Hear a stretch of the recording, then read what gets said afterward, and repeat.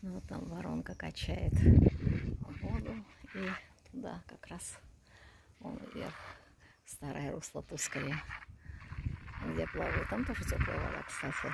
А здесь вот такой, видите, в камышах есть проход, и прям вот такая красота открывается.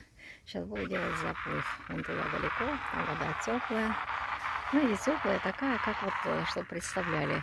Ну, зимой в Арабских Эмиратах 24 градуса.